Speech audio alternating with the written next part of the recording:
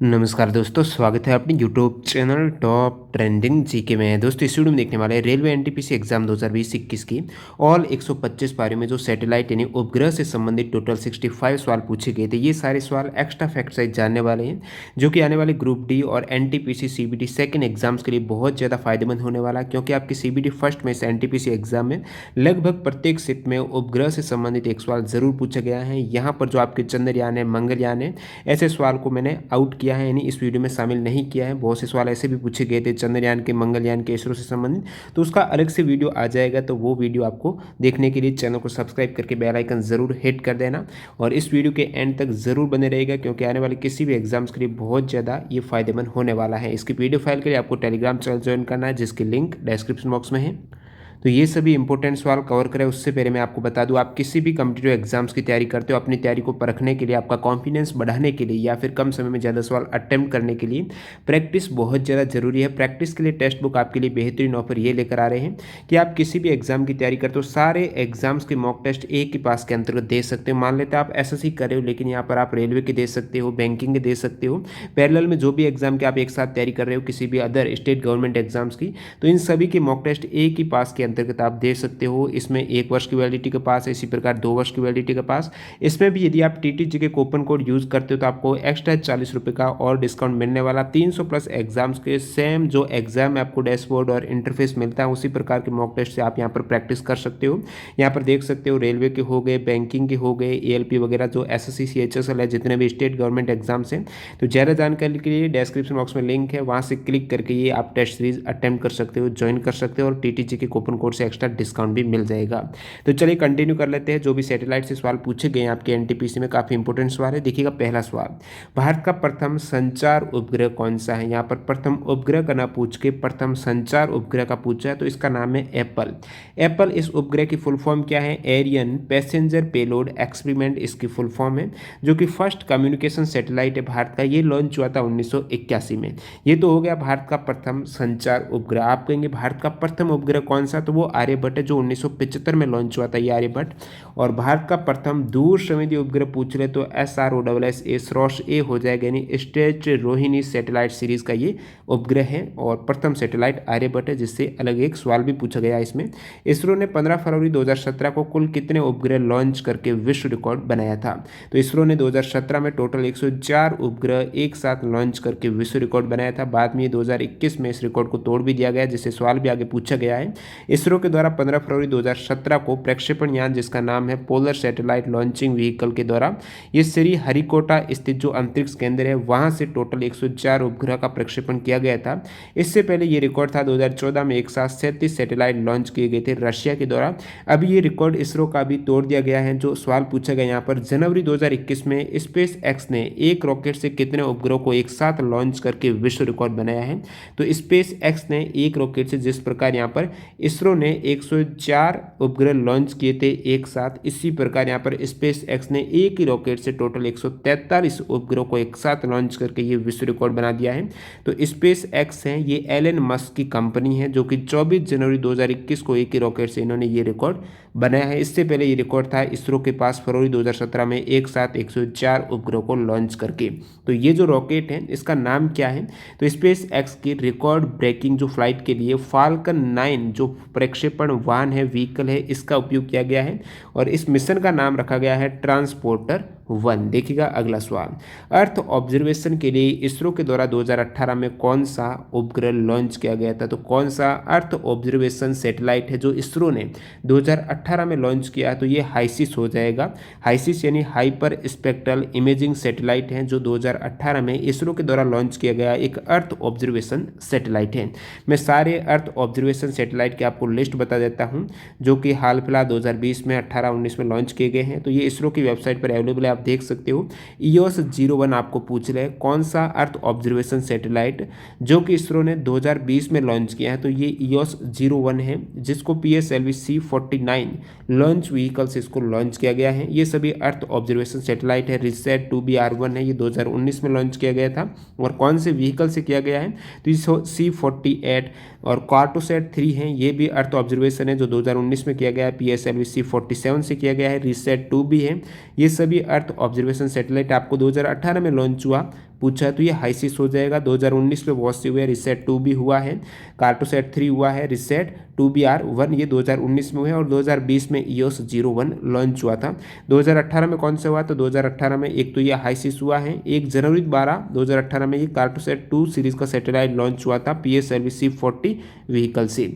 देखिएगा अगला सवाल, आर्यभट्ट उपग्रह कब लॉन्च किया गया था? तो 1975 में। ये भारत का पहला उपग्रह है, 19 अप्रैल 1975। इसमें आपको डेट भी याद रखनी है, आर्यभट्ट को 19 अप्रैल 1975 को लॉन्च किया गया था।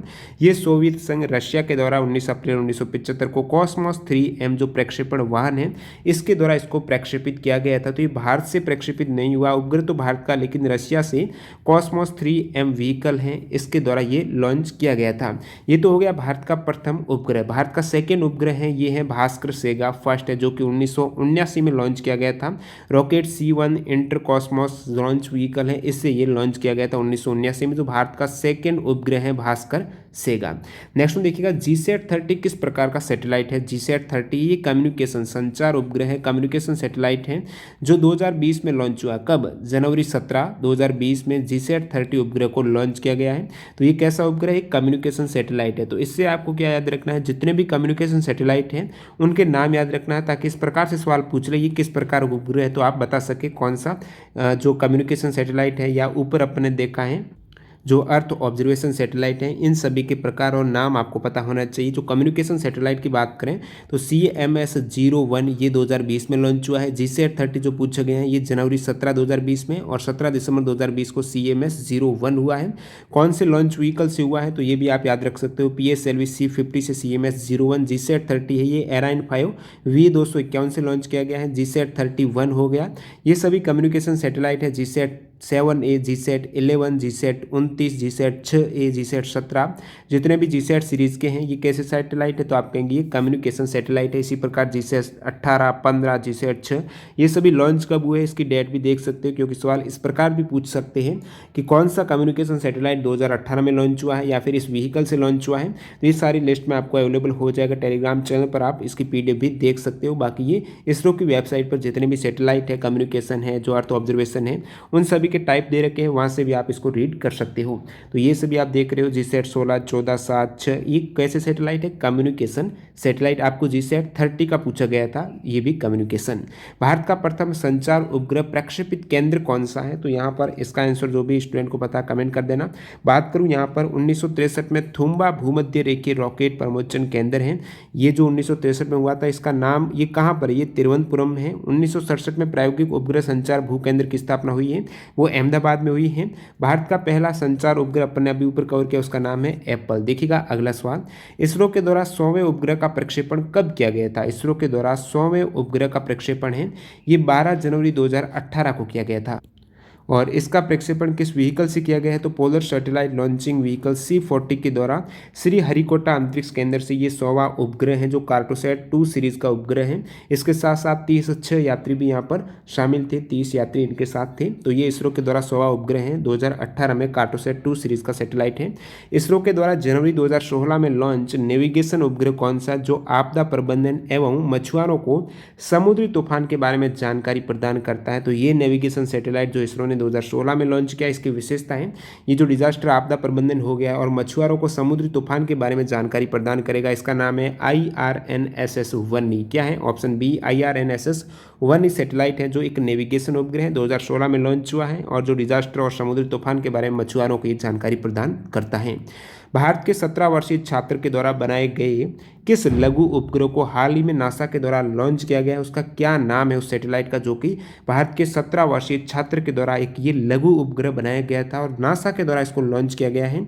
रमनसैट-2 इस सैटेलाइट का नाम है। इसको 17 वर्षीय भारतीय छात्र जिनका नाम आभास सिक्का है, आभास सिक्का के द्वारा इस सैटेलाइट को डिजाइन किया गया था। और ये लॉन्च कब किया गया है? रमनसैट-2 तो ये 23 सितंबर 2019 को रमनसैट-2 जो सैटेलाइट है जो एक लघु उपग्रह है, इसको किसने लॉन्च किया? तो नासा के द्वारा, ये अमेरिकी अंतरिक्ष एजेंसी नासा के द्वारा इसे लॉन्च किया गया था। भारत उपग्रह रोधी मिसाइल क्षमताओं वाला कौन सा राष्ट्र बन गया है? तो भारत चौथा देश बन गया है जो उपग्रह रोधी मिसाइल क्षमता की जो टेक्नोलॉजी है वो भारत को प्राप्त हो गई। ये चौथा राष्ट्र बना है। कब? तो ये 27 मार्च 2019 को ये भारत ने कार्य कारनामा कर दिखाया है और इस मिशन का नाम रखा है मिशन शक्ति के तहत ये भारत उपग्रहरोधी मिसाइल क्षमता वाला देश बना है। तो आप कहेंगे इससे पहले 3 देश कौन से हैं, तो United state America, Russia, China और चौथा यहाँ पर India.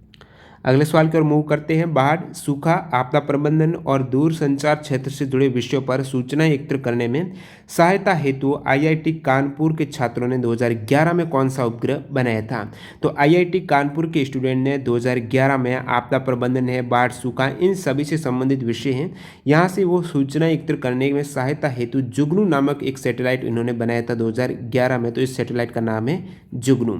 India's first multi wavelength mission का क्या नाम है। भारत का प्रथम मल्टी वेवलेंथ मिशन है, इसका नाम आपको पूछा है तो इसका नाम है एस्ट्रोसैट है। ये भारत का फर्स्ट है मल्टी वेवलेंथ स्पेस टेलीस्कोप है जो कि 28 सितंबर 2015 को PSLV C-30 रॉकेट से लॉन्च किया गया है। ये सुदूरवर्ती खगोलीय पिंडों के अध्ययन को समर्पित भारत का पहला उपग्रह हो जाएगा। इसमें एक ही समय में, देखिए नाम है मल्टी वेवलेंथ, यानी एक ही समय में प्राबैंगनी, ऑप्टिकल, निम्न और उच्च ऊर्जा एक्सरे वेवबैंड है वो ब्रह्मांड की निगरानी में सक्षम है। एस्ट्रोसैट इसका नाम हो जाएगा, 2015 में लॉन्च हुआ था। कौन सा सैटेलाइट मिशन है वो तीसरे स्टेज में फेल हो गया था। तो ये SLV-3 मिशन है। ये SLV-3 है इंडिया का फर्स्ट एक्सपेरिमेंटल फ्लाइट है जो कि 10 अगस्त 1979 को ये लॉन्च हुआ था। तो SLV-3 है, ये भारत का प्रथम प्रायोगिक फ्लाइट था जो कि तीसरे स्टेज में फेल हो गया था। इस मिशन का नाम है SLV-3 mission. INSAT 1B satellite उपग्रह कब लॉन्च हुआ था। इनसैट 1B की बात करें तो 30 अगस्त 1983 को, कब 1983 को इनसैट 1B जो सैटेलाइट है ये लॉन्च किया गया था। और ये रॉकेट है, कौन से रॉकेट से हुआ, तो स्पेस शटल चैलेंजर STS-8 जो PALM-D है इससे इसको लॉन्च किया गया था। इसको किसने निर्मित किया है, तो फोर्ड एरोस्पेस के द्वारा निर्मित और ऑपरेट किया गया है इंडियन नेशनल सैटेलाइट सिस्टम के दौरान।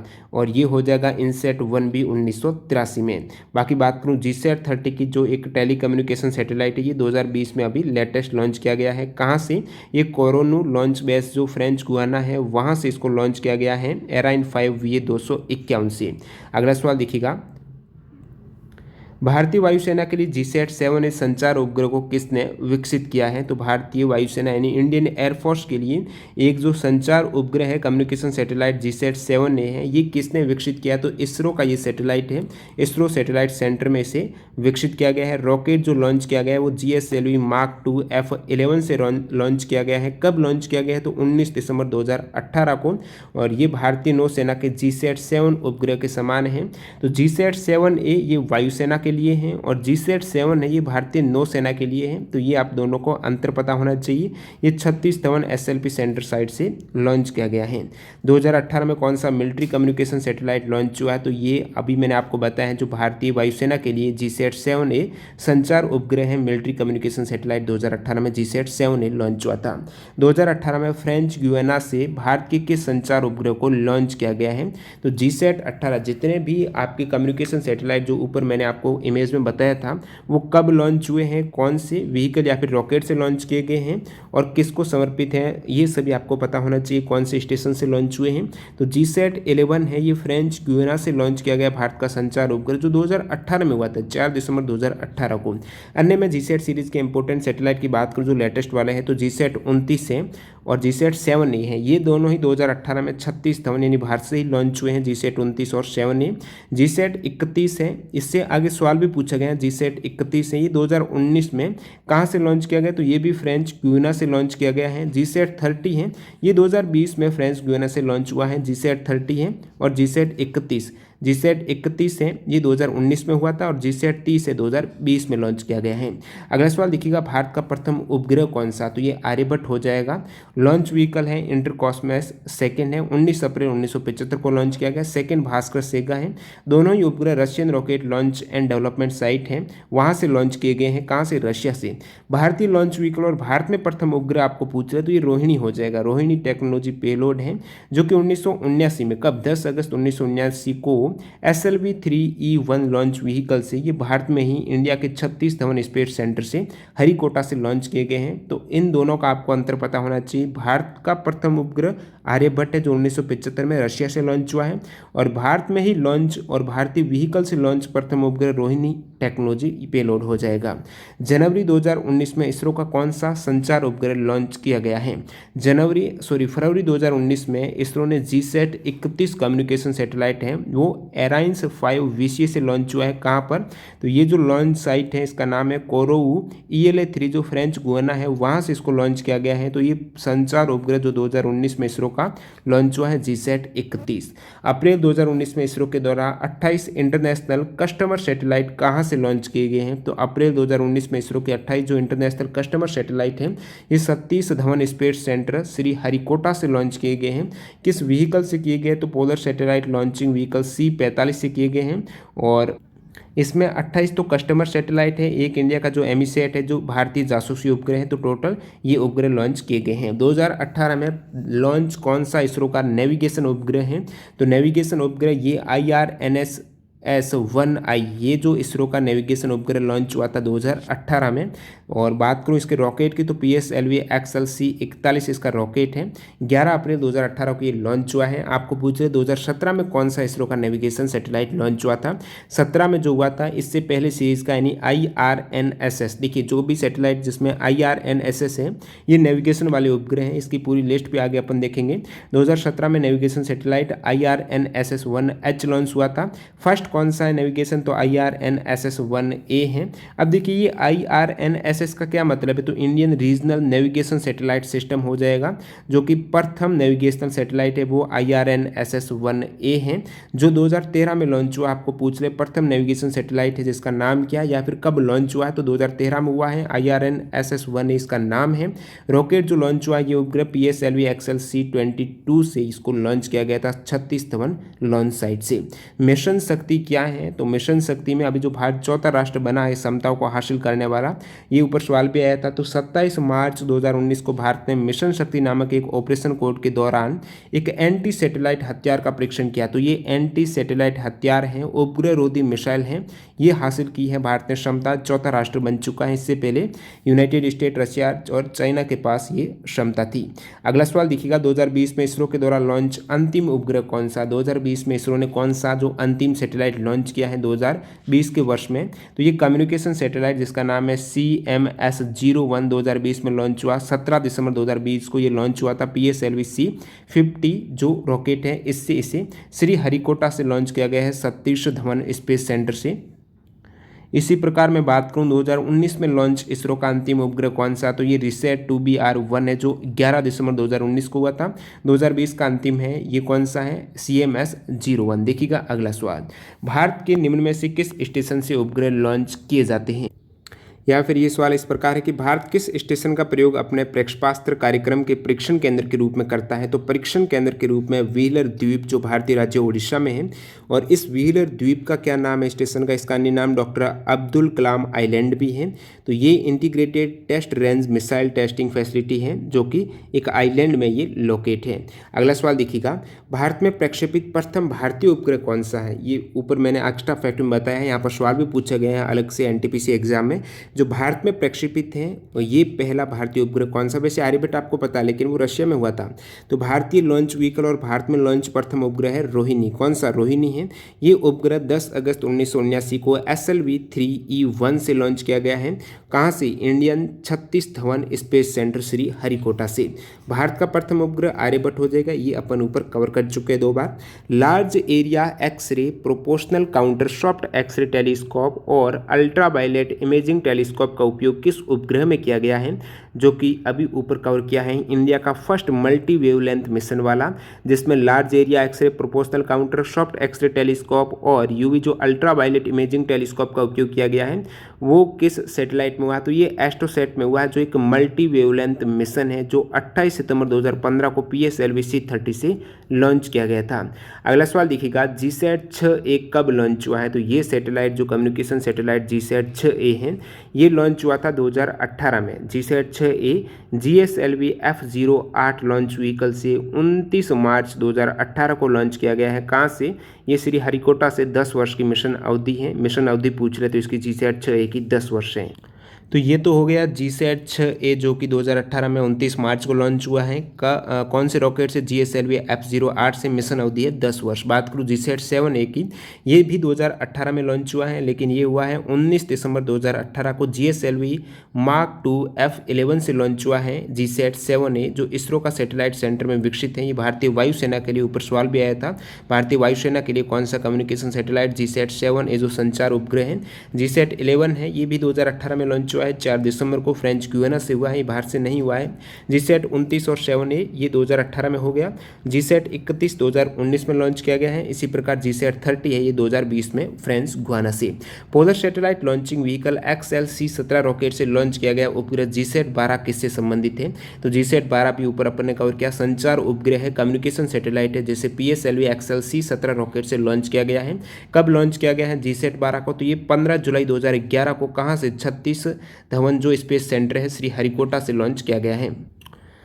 नेक्स्ट वन देखिएगा, दुनिया का पहला शिक्षा को समर्पित शैक्षिक उपग्रह कौन सा है? तो शिक्षा को समर्पित जो दुनिया का पहला सैटेलाइट है, इसका नाम है GSAT 3 है। कौन सा है? GSAT 3 है।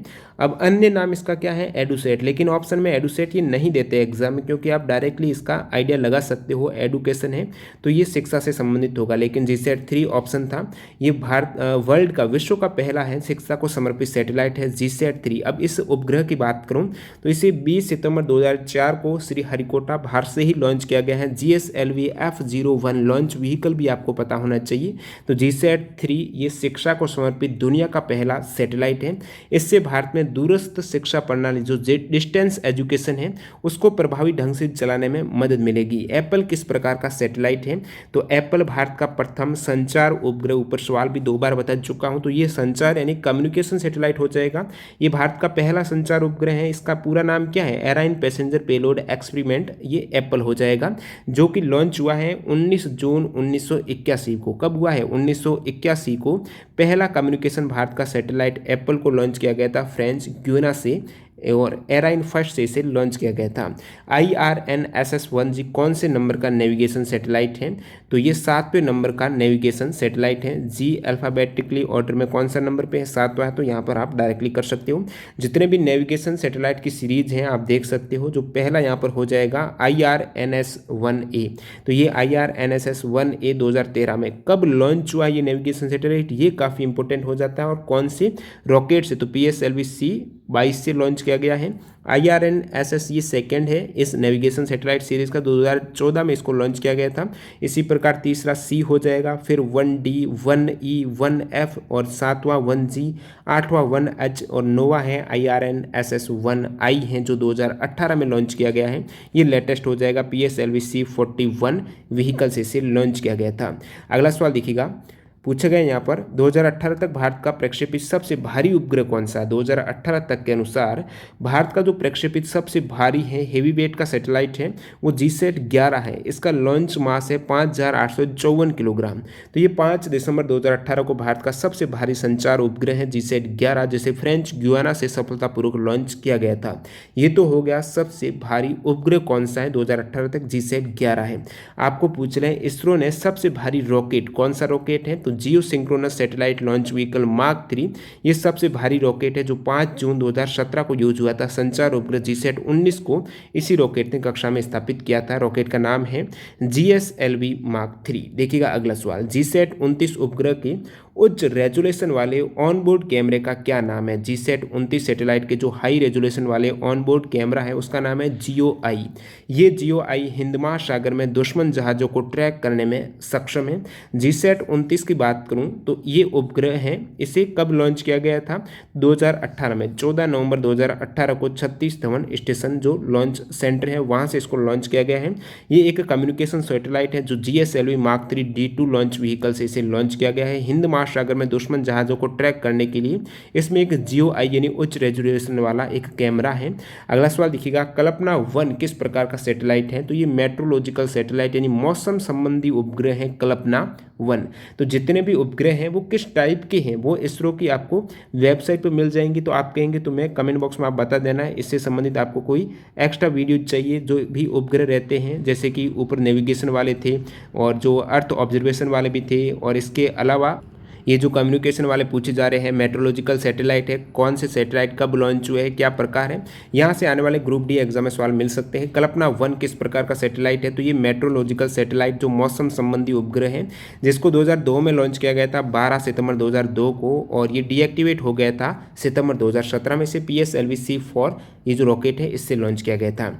Indian institute of technology Kanpur के द्वारा कौन सा उपग्रह ऑपरेट किया गया है, तो जुगनू। जो कानपुर ऊपर सवाल भी आया था, IIT कानपुर के द्वारा जो उपग्रह ऑपरेट किया गया था इसका नाम है जुगनू है। ये डॉक्टर NS व्यास के निर्देशन में इसे निर्मित किया गया है। और ऊपर जो सवाल आया था उसमें पूछा गया था बाढ़, सूखा, आपदा प्रबंधन, दूर संचार क्षेत्र से जुड़े विषयों पर सूचना एकत्र करने में सहायता हेतु IIT कानपुर ने कौन सा सैटेलाइट लॉन्च किया, तो ये जुगनू हो जाएगा। 2011 में इसे बनाया गया था। भारत का पहला उपग्रह कौन से देश ने लॉन्च किया था, तो भारत का पहला उपग्रह 19 अप्रैल 1975 को नाम है आर्यभट्ट। देश सोवियत संघ के द्वारा कॉस्मोस 3M प्रक्षेपण वाहन के द्वारा इसे प्रक्षेपित किया गया था। सेकेंड उपग्रह भास्कर है, जैसे 7 जून 1979 को rocket C1 Intercosmos launch vehicle ये रशिया से लॉन्च हुआ है।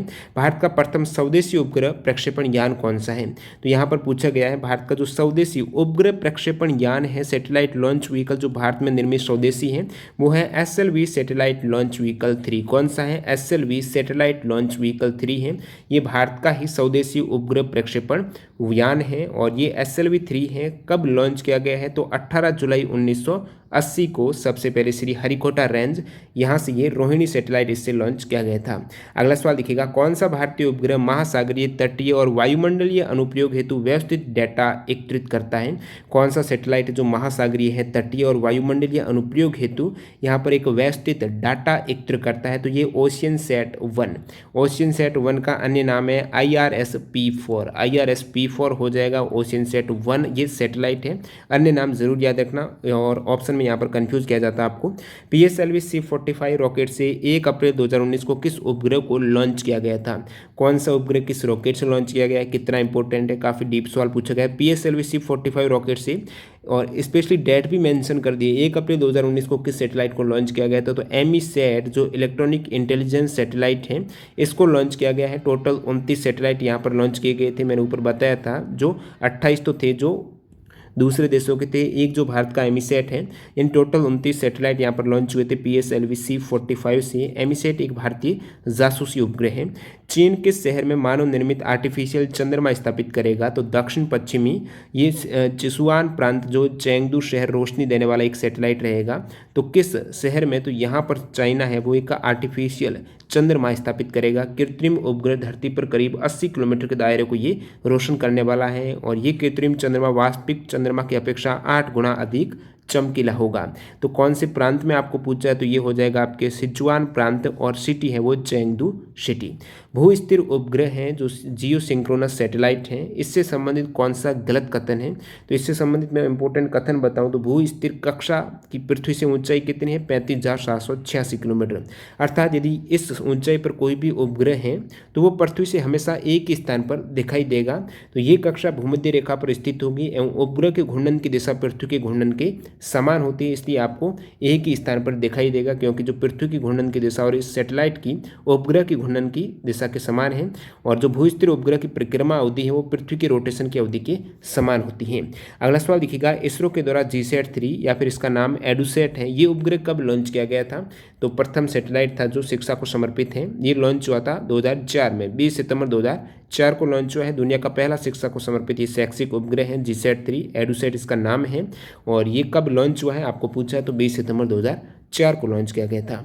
पृथ्वी के पिघलने वाले ध्रुवों और समुद्री बर्फ के कमी को ट्रैक करने के लिए नासा ने कौन सा उपग्रह लॉन्च किया है, तो पृथ्वी के जो पिघलने वाले पोल्स हैं और समुद्री बर्फ की कमी को ट्रैक करने के लिए नासा के द्वारा एक सैटेलाइट लॉन्च किया गया है।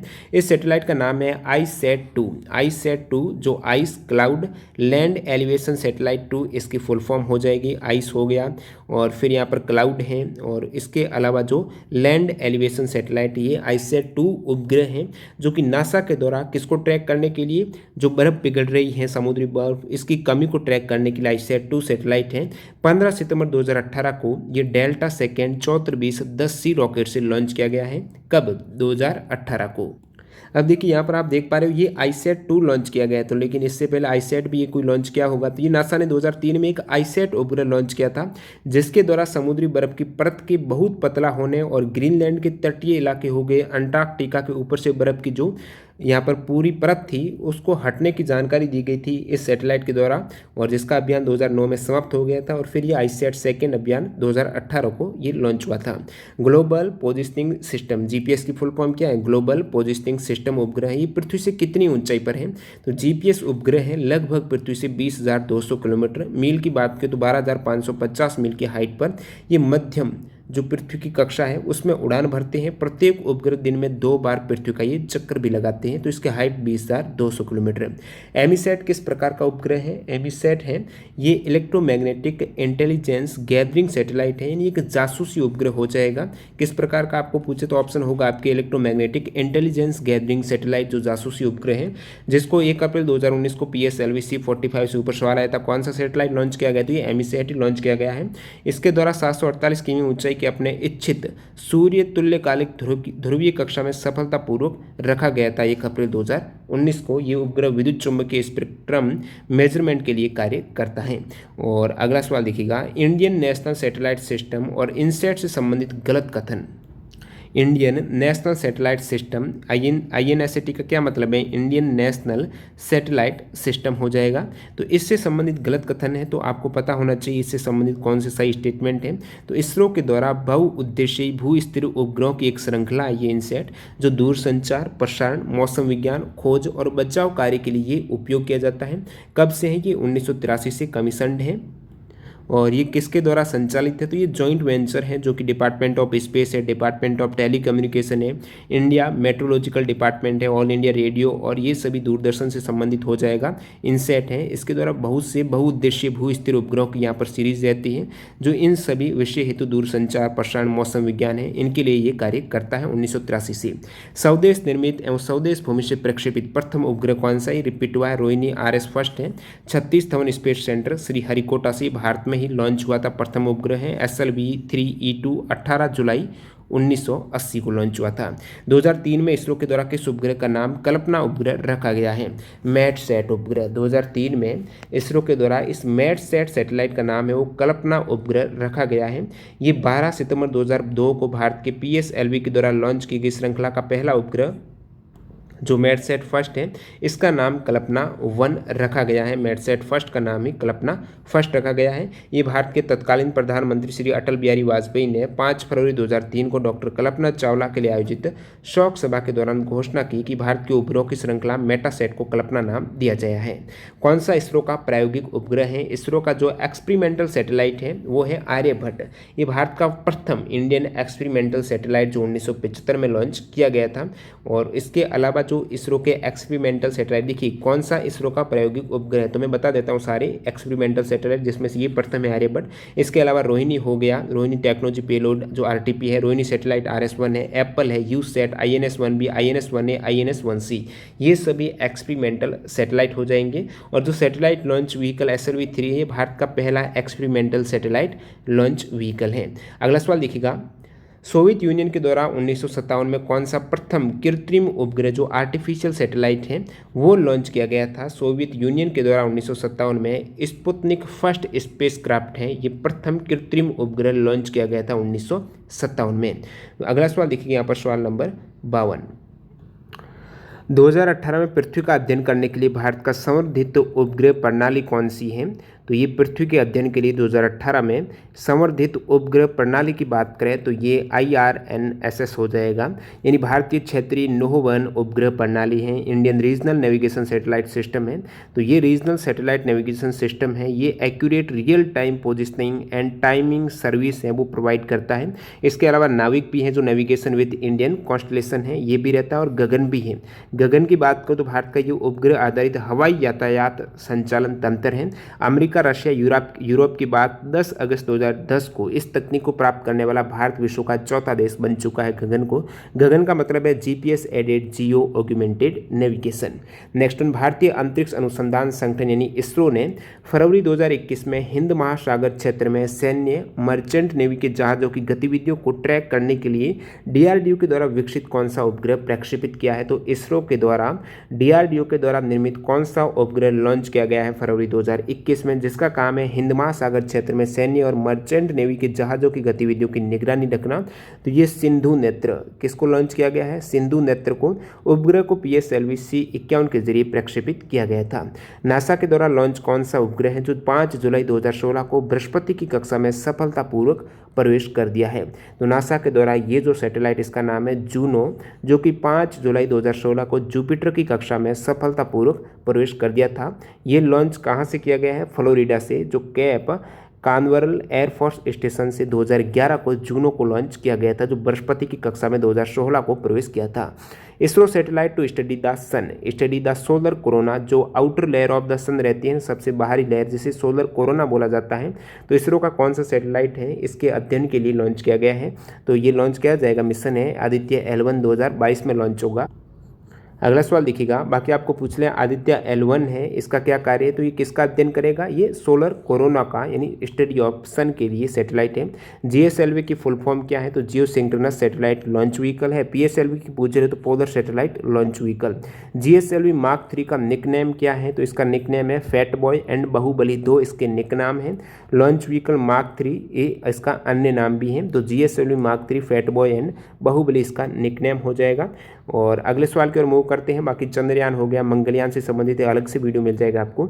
इनमें से कौन सा दक्षिण एशिया देश के पास सबसे बड़ा डोमेस्टिक कम्युनिकेशन सैटेलाइट सिस्टम है? तो कौन सा दक्षिण एशियाई देश है उनके पास सबसे बड़ा डोमेस्टिक कम्युनिकेशन सैटेलाइट सिस्टम है? और भारत के पास है। ये किसके पास है? देश एशिया देश के जो सबसे बड़ा डोमेस्टिक कम्युनिकेशन सैटेलाइट सिस्टम है ये भारत के पास हो जाएगा। जो इनसेट है भारत प्रशांत क्षेत्र में सबसे बड़ा घरेलू संचार प्रणाली है। इनसेट यानी इंडियन नेशनल सैटेलाइट सिस्टम है, जो 1983 से शुरुआत की गई है इसकी।